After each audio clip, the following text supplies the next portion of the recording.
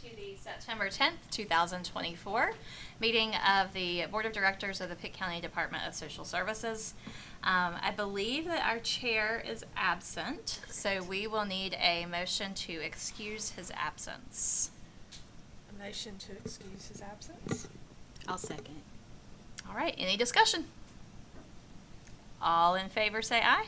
Aye. All opposed, like sign. And the motion passes. All right, we are going to have a moment of silence. Please join me.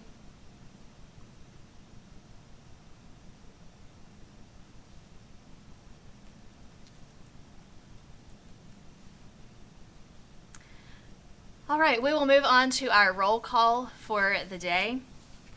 Do we have Mary Perkins Williams? I'm sorry, I put on my school board hat from a long ago. I am sorry. Mary Perkins Williams. No, ma'am. Yes. Sue Ann Pilgreen. Present.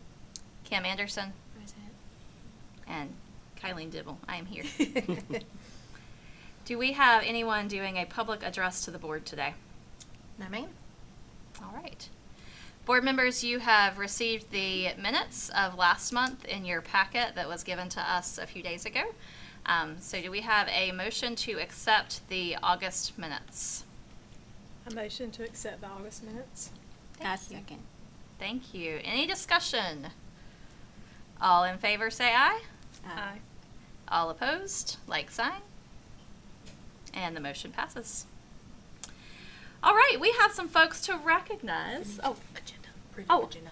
I'm sorry, I skipped one. Haven't practiced this before. It's okay. All right, the approval of our agenda. We have had a chance to review our agenda. Are there any revisions to the agenda today? No, ma'am. All right, can I get a motion to approve our agenda? A motion to approve the agenda. Second. Thank you. Any discussion? All right, all in favor of approval of the agenda say aye. Aye. All opposed, like sign. All right, the motion passes. Okay, now we will move on to some recognitions, and I will turn that over to our director, Sharon Rochelle. Good afternoon, everyone. I want to welcome all of you here, but we're going to recognize our new hires. And so as I call your name, if you could just come forward. You may need to adjust your microphone, but just give us your name, a little bit about you, and your position here at Pitt County. So I'd like to start with Amy Rogers. Welcome, Amy.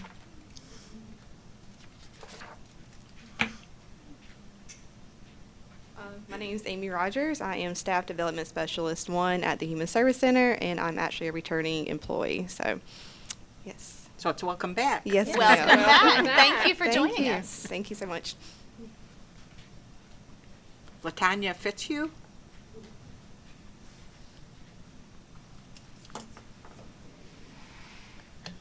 Good afternoon, everyone. My name is Latanya Fitzhugh. I work in the Child Welfare Department, CPS, and I am also a returning employee after being a year-long part-time employee.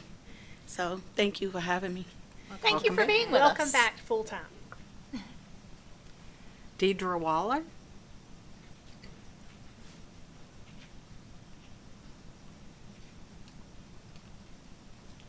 Hello. Deidre Waller, Family and Children, Medicaid, redetermination. Welcome. Thank you for being here. And Shadasha Barnes.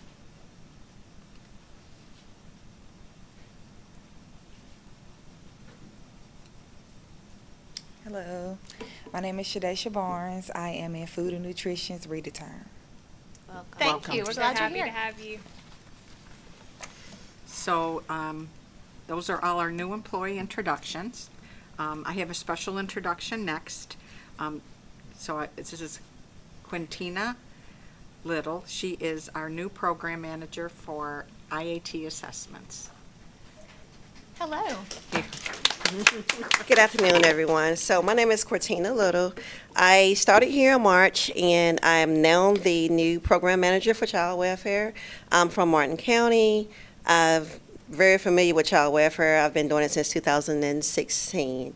I'm very happy to take on this challenge. I'm looking forward to it, and that's it.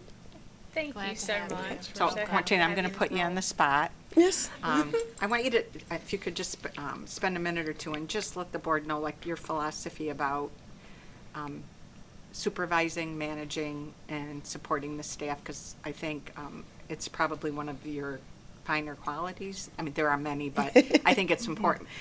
So we have people that are doing social work right now, so I think it would be good for them to hear a little bit about just your philosophy about the work. So my philosophy about, first of all, just being a social worker in general is a rewarding job.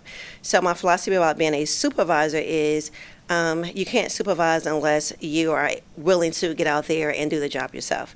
You can't tell a worker what to do if they don't see you doing it. So I like to supervise by modeling. So I am not afraid to get out there in the trenches, even though that I'm not in the field working. The workers will tell you since day one, becoming a supervisor, and it will not change being a program manager. Since I've gotten a new title, I still will go out in the field and do things. I'm going to be a big advocate for Pitt County as far as meeting the guidelines, the deadlines, all the policies and procedures that the state put for us to do, and with that, making sure that we have enough workers to fill those guidelines. As of right now, we are fully staffed. I think we were one worker down for fully staffed. When I came in, we had 5 workers. So we're up to 12, which is a big difference. And the morale of the workers is tremendous. From March until now, the workers are eager. They come to work every day. They're eager to get out there and serve our community. And I think that speaks to how they are treated here at work. They're treated like human beings. They are treated with love and respect from the supervisors we have there. And I think that will only get better once and I know there's already been meetings about this, but I think that will increase once we get more workers in. Even though we're fully staffed, our workers are still overloaded. They're getting, right now since school started, we're getting at least 2 cases a day, which that is a lot, and we only have 12 workers. So just on the average in the last 2 weeks, our workers has gotten 2 cases a day. So I'm going to be a big advocate for our workers, for Pitt County, for child welfare in a whole, not just CPS, but in the other entities. So I look forward to pulling my bootstraps up, getting out there, working in the field, working with Director Rochelle, and putting whatever needed to be put in to get the job done. So one more question for you.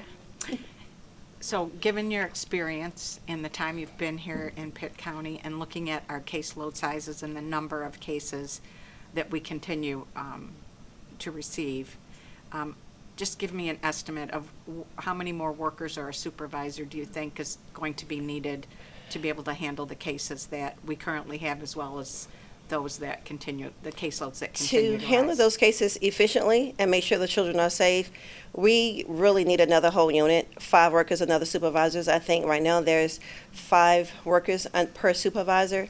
And to handle those cases efficiently, to make sure those cases are seen in a timely manner, to make sure the follow-up is done with those families, to make sure we have time to do social work and not just paperwork, that we're definitely going to need at least another whole, I'm going to say, unit or section, which is 5, and that will bring our caseloads down, and that will give our social workers a chance to, I'm not going to say take a breather, because doing this work, sometimes there's no breathers, but that would give our social workers a chance to be able to research, to able to dig in and see what the family actually need. And that would stop a lot of our, I call them repeat offenders, our repeat door opening cases from coming in, because since we're not able to do that now, we're having a lot of cases coming back in because we have a time frame from the state to close it from this time. And to get that time frame done, we're not doing, I think, an efficient job because we don't have the manpower. So once we get that manpower in, I think, like I said, I've been to 2 other agencies, and there have been smaller agencies, and I tell this story, and people are like, you're crazy. I love this job. But since I've been here, I've been less stressed at Pitt County than I have been in other agencies because I see the growth. I see what Director Rochelle is putting in place. I see the people, the workers trying to work and do what they know to do is right, and they're learning every day. So I'm confident that this is going to be the greatest DSS. I'm rooting for that. This is going to be the greatest child welfare. When everything comes out, it's going to be a great place to work. We're lucky to have you. Thank you. Thank you. Any more questions? Can I make a request? It's not a question, it's a Sure. request, because you are on fire right now. And I want to keep that. So I'm going to request that as you are modeling to your staff, that you figure out exactly what self-care looks like for you, and you ask them to figure out what it looks like for them. And Because it's it looks interesting- different for each one of you. It's interesting that you say that because the workers will tell you, I push self-care. Good. We just don't have huddles about our cases. We had some incidents that happened today, and I think myself and the other program managers and social workers, we rally around a particular worker. So I push self-care. When they come in and they're dragging, just come in and shut the door. What's going on? Vent here in the office. And if you feel like it, we're going to go out and do our job, but I will check on you during the day. So thank you. Just take care of yourself, too. Thank you. Thank you. Any more questions? Thank Just you. know you're Thank- appreciated. Thank you. I'm glad to be Thank you here. for being here. Thank you. All right, so our next item on the agenda is a security update from ENC Protection Services.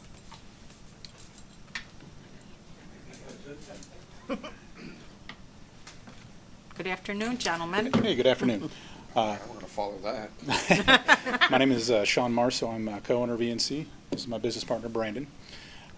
So a little bit about the company, what we're doing for you here today. We are currently providing you the security at your location here and the location across the river. So we have guards inside patrolling, taking care of any internal issues you may have. Brandon and I are also currently doing the secure transports. So when you have we'll say a little higher risk transport with a juvenile that may be causing problems. We know you no longer have the assistance of the sheriff. We've been stepping in to take care of that, making sure your staff are safe in the process. So far, it's been a 100% success rate, no problems.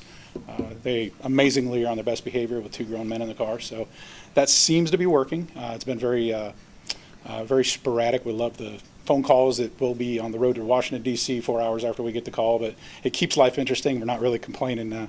We give them a hard time about it, but we honestly really do appreciate the confidence that you give us to do this type of work. I believe we're going to start trying to help develop some sort of a security plan as well with your committee. We do have some experience with threat assessment mitigation, looking for weak spots in security, as well as what are considerations that should be taken into account. Brandon has a little more background than that, but I'll let him tell you a little more about himself here. Me on the spot, you go with me. But we would like to try and help you develop something that you can put together with a plan and a procedure should there be an event such as last week.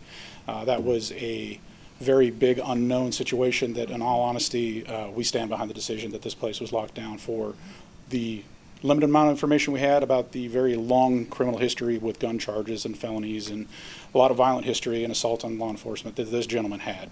There should be something put in place to help make that a little more streamlined. We definitely agree with that. But at the end of the day, no one got hurt. Everyone was safe. That was the ultimate goal. And hopefully between us and your offices, we can get that set up. So I would just like to add that in addition to providing a little more a secure physical placement, that we're also looking at to do some training, because we haven't had active shooter training, and I think that's something for all staff to have. And not to get people upset or worked up, but I think when you know what to do in case of an emergency, I think it really releases, allows you to have more comfort if that were ever to happen. I think the scary part is when something were to happen and you don't know what to do. I think that causes more stress. So we're hoping to be able to look at that going forward as well. And I also just want to say to Brandon and Sean, you guys were great last week. They stayed here for the whole day, walked staff back and forth to their car, and stayed there till the end of the workday. So I can't thank you enough. You're welcome. For And that's what our you did. job. We're not just a 9 to 5. Like we told you, we want to partner with your division. If there's something more we can do to help, we will be here. Even if it's not in the contract, you just need to tell us what you need. We're here to help. Okay. I have a question. You talked about just a minute ago working with this team to create more of a safety plan. And Sharon will not be surprised by what I'm going to say. I say it a lot. There are a lot more people than DSS Social Services in this building. We've got our school social workers, we've got 911 employees, I don't even know who else in here. But I wonder if other entities were willing to come together. Would you all be willing to help make a safety plan that gets this building on the same plan so that it's not just social services on a plan? That would be actually the best idea, because there is more than, the whole building needs to be looked at as a one entity, not just your department. Yes. So if there was a committee of, I think you have emergency services here and a few other departments, if they were willing to sit schools. down with a full committee, that would be absolutely the best option, yes. Well, it actually goes beyond that. So it's not just this building. Sure. To actually develop the plan appropriately, it needs to encompass both the sheriff's department, Okay. Greenville PD, emergency management, EMS. Everybody needs to have a feel into that program, because to truly develop an emergency action plan, it's not just what are we doing. It is what is the response across the board. How do we react to that situation? And that's kind of what we bring to that, is bringing everybody into one place and kind of delegating that out. So kind of what our goal would be was to sit down with your committee and give pointers. It's not say, here, let us write your stuff for you. Let us Sure. do it. It would say, okay, so here's the guidelines, here's the steps on creating this. This is what's worked in the past. This worked really well.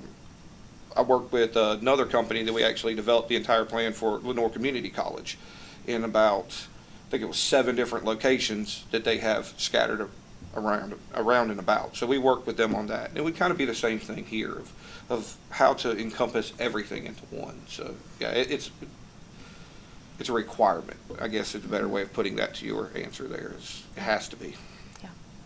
Okay. Well, I Thank would you. like to make a motion that our staff receive active shooter training, for sure. So we have a motion on the table that DSS staff receive active shooter training. Is there a second? What would that look like? Like, what do you have in place currently, and what would that look like? We don't want to duplicate something that you might already be doing, right? Or So is there? No. Okay. So the answer on our end of how we could help with that is we have to develop the plan first. We have to decide, we have to decide what we want to do and what you guys want to do, what works best. There's so many different, ideology out there about it. There's run, hide, fight. There's all these different programs that are already put in place. But what we need to do is develop the policy or develop the plan, and then we'll build the program to teach your people off of that plan. So we're teaching them what you want them to do, not just what some random plan we pull out or Asher 3000, which is, the NFPA standard for it. So if you want to do it, my recommendation as your security provider is let's sit down as a group, let's figure out what you want to do. Yeah. And then let's develop a teaching program to provide to all your people, and then it'll be wrote out. So it sounds like maybe reviewing whatever current safety plan you all have in place and enhancing that with whatever their recommendations are to include training such as active shooter training or whatever. Okay. So there is not a second for that motion on the table. Is there so that motion fails. Is there a motion to request our director to work with our security folks Yeah. to develop a teaching plan moving forward that Yeah. would review what is in place? Could you make that motion? if Sure, you agree? yeah, I would make a motion that we work with ENC Protection Group to solidify a plan that is certainly our Department of Social Services can adhere to and would benefit the needs of the families and workers here, to include any kind of training that might be required and that you all suggest. Okay, so we have a motion on the table to work between DSS and the ENC Protection Services to review current policies and plans and develop the most effective teaching plan moving forward. Is there a second for that motion? Second. Okay. Any discussion? And it would include that active shooter training that you mentioned, and anything else that would be most important to keep people safe and feel good in a crisis or otherwise. Okay. Any further discussion? Not really a discussion, I just want to add that, our clerk and I discussed this after what occurred last week. So there was a safety committee, and I think the last time, for the county, last time they met was in 2020, probably pre-COVID.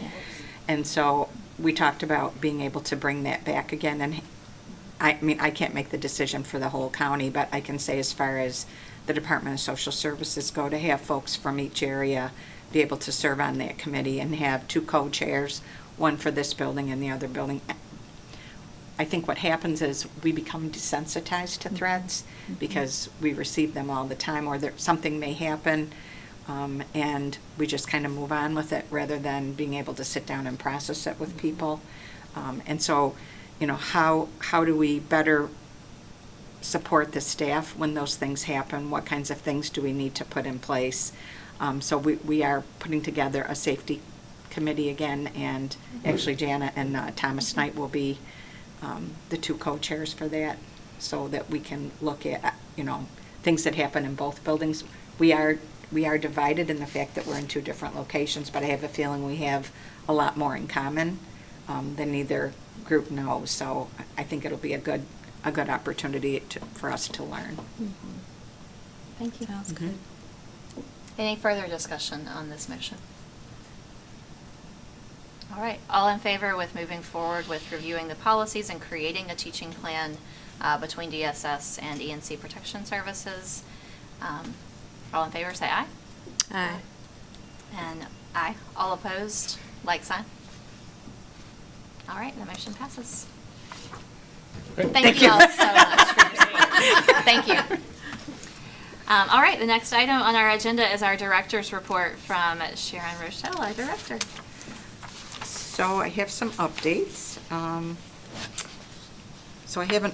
Let's start back. So we put together a call center down on the first floor, which is right outside the waiting area, which is the main area for the Department of Social Services in this building. So what we did, we had a rather large room that was a training center room that wasn't being used.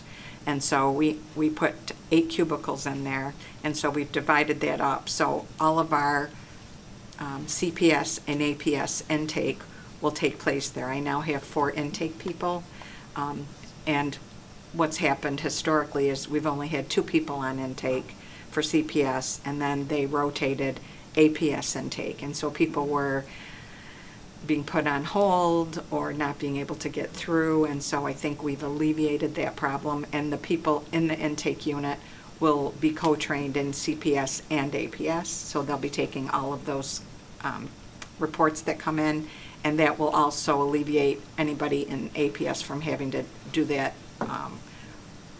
work around trying to get those reports taken. So I think so far so good. We have 1 more person to hire for there, but we currently have 3 folks down there. The other 4 cubicles will be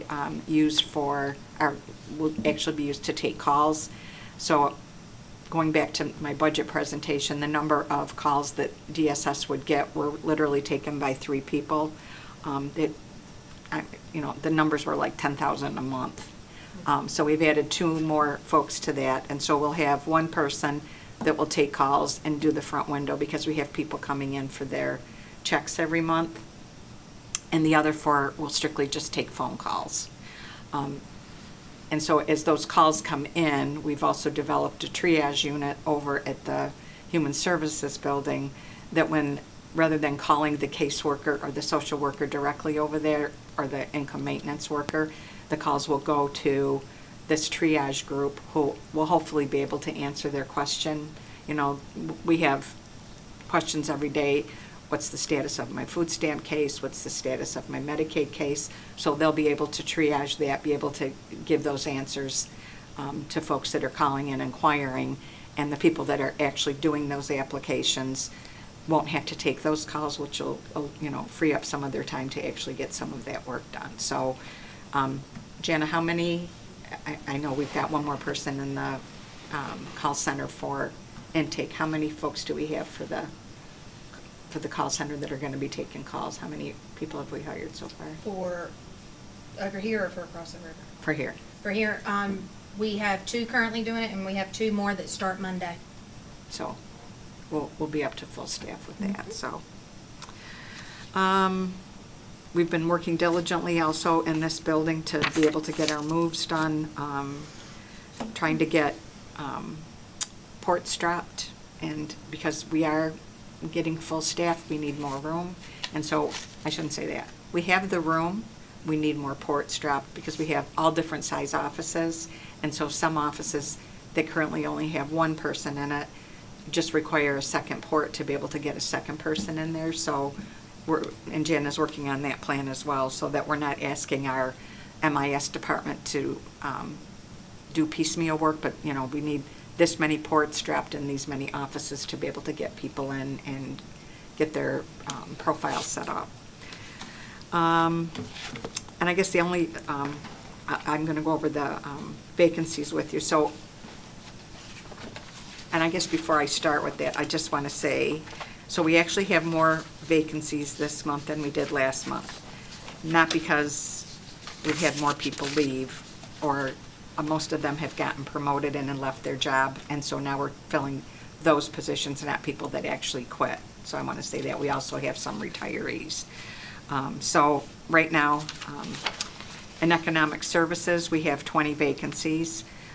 2 of those vacancies are an outpost, which means they're over at the hospital taking Medicaid applications over there. And so we have 2 food and nutrition vacancies. 70 are in the quality improvement with 1 new hire in progress. And we have 2 offers in progress. So we're getting there. We're getting people interviewed and making the offers. For family support services, and that's the folks that are in child support and work first and daycare, there are 2 vacancies, but there's 1 interview in process, so 1 of those positions will be filled soon.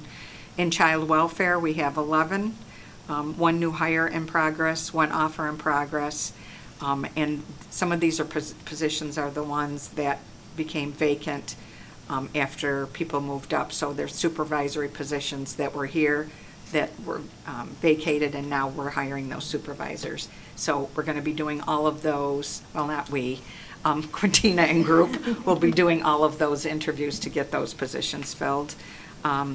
Adult services, there are 6 vacancies, but that includes 4 new positions that were given to them, 2 special assistants in-home, and 2 social worker 3s to help with the adult protective cases that are coming in admin and fiscal. So those are the new admin assistants and the call people. So we have 4 new hires in progress, 3 offers in progress, and this will be 7 new positions. So we're moving along. Thank you. Mm-hmm. All right. I believe that brings us to our board member comments. Do any of our board members have comments to close out our meeting?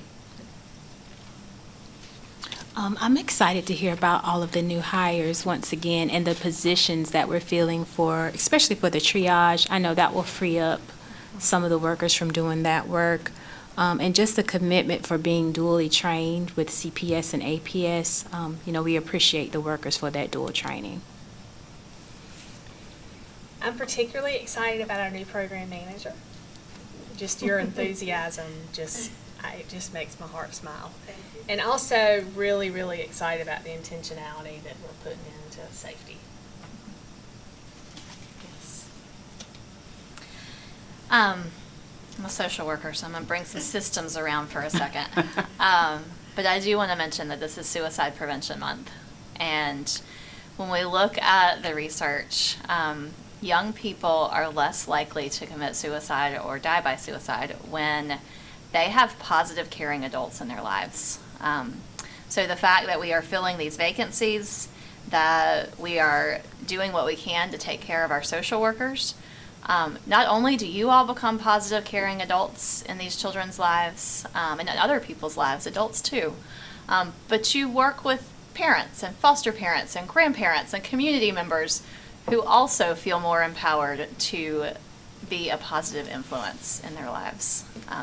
So know that you are making a difference and that you are literally saving lives. So thank you. Thank you. All right. I believe we are at the end of our agenda. So do I have a motion to adjourn? I motion to adjourn the meeting. Do I have a second? I will second. Any discussion? All in favor say aye. Aye. Any opposed? Like sign.